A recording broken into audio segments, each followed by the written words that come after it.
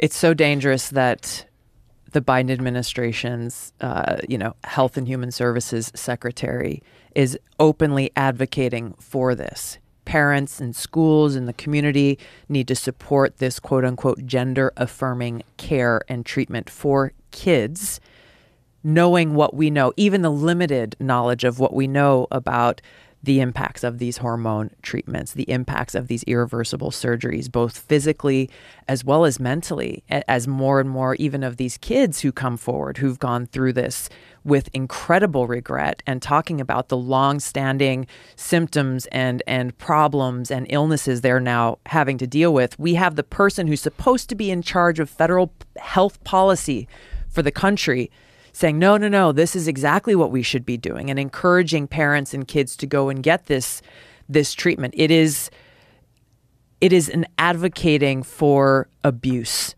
of children. And it's something that more and more people need to stand up against. But the fact that we don't have more people speaking out about this speaks to this culture of fear that we're talking about. Right. And you can't even talk about it because that person is trans, right, which is even crazier. So the person who's advocating for children to transition also is trans.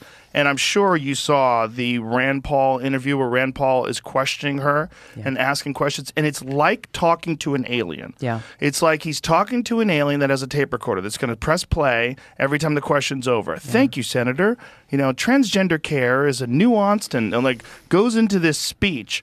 And Rand Paul says, just let it be set on record that the person is not answering these questions. Exactly. Yeah. And the worst thing that, and I don't know how well known this is, but I saw a brochure that the Department of Health and Human Services put out on what is gender affirming care. It basically says that if parents refuse or fail to provide this gender affirming care, then Child Protective Services will have the authority to step in and try to intervene for the sake of the child. Wow. And so when you look at So if a kid is just going through a period in their life where they decide I'm a girl or I'm a boy. Right. And the parents say, hey, let's wait until you turn 18. You might grow out of this. And the kid's like, fuck that. I'm calling Child Protective Services. Yeah. And then Homeland Security or whoever the hell it is comes in and physically forces the parents to do the bidding of the minor child.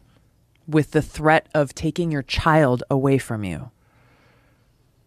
How did anybody allow it to get this far? Like, are there no adults in the room?